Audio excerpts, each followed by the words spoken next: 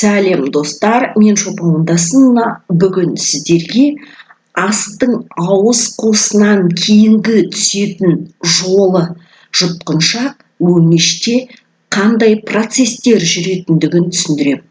Ауыз қуысындағы жүретін барлық процестерді мен сіздерге толыққанды жеткіздім деп ойлаймын.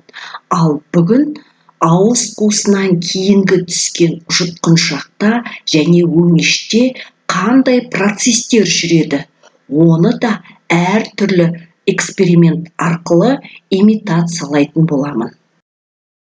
Осыған дейінгі бейнебаянда ауыз қуысындағы әртүрлі ферменттердің жұмысының нәтижесін эксперимент арқылы үй жағдайында қалай жасауға болатындығын көрсеткен болатынмын. Енді бүгін сол ас ауызда шайналғаннан кейін жұтқыншаққа қалай өтетіндігі туралы эксперимент жасап көрсететін болам.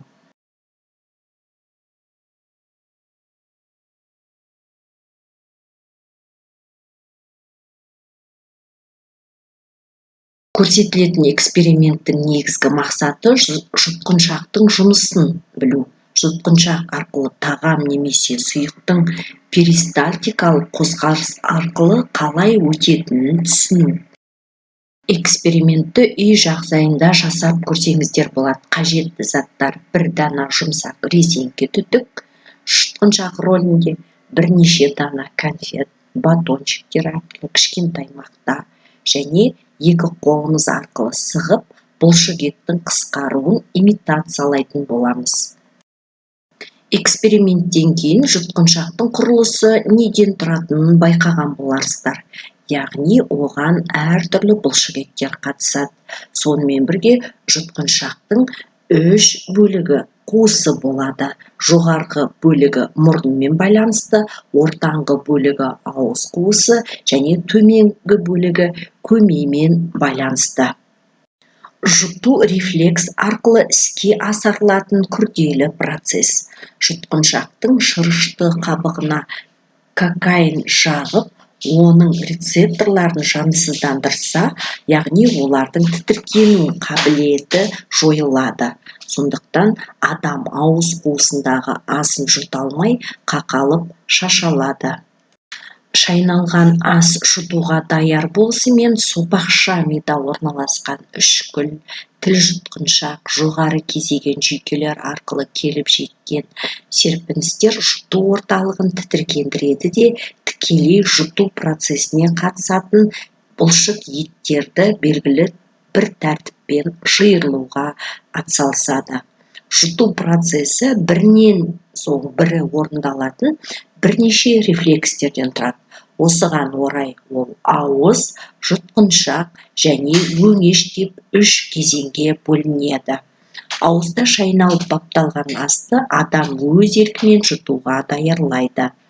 Көлемі 5-15 сантиметрдей болатын ас кесегі шайналып бапталған соң тілдің және ұрт еттерінің итермелеуімен тілдің үстіне қарай жылжытылады.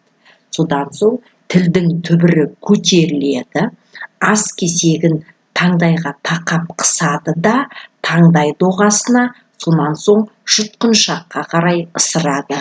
Сөйтіп, ауыз ішін жұтқыншақтан бөліп тастайды. Жұтқыншаққа ас кесегі өткен кезде алдымен жұмсақ таңдай тілшік жұтқыншаққа қарай көтеріледі, оның мұрын бөлігімен ауыз бөлімінен бөліп тастайды. Сөйтіп жұтынған сәтте ас кесегінің мұрынға өтіп кетуіне кедергі жасалады. Мұнымен қатар көмекей көтеріледі. Тіл түбірі жұтқыншаққа өткен ас кесегімен көмей қақпақшасын үстінен басады да көмейді жауып тастайды. Одан әрі ас кесегі өңешке қарай жылжиды. Тамақтың жылжуы перистальтика деп аталатын қозғалыс. Жұтқыншақтың бұлшық еттері бір ізді жиырылып, асты итере отырып өңешке жібереді. Астың өзі гравитациямен түспейді. Тіпті адам шалқасынан жатса да, перистальтика арқылы асты жылжыта алады. Сонымен қорытындылайтын болсақ, жұтқыншақта ас жоғарыдан төменге бұлшықеттердің жиырылуымен өтеді. Бұл процесті перистальтикалық қозғалыс деп атайды. Ас тек гравитациямен емес, бұлшықет жұмысы арқылы да төмен қарай түседі.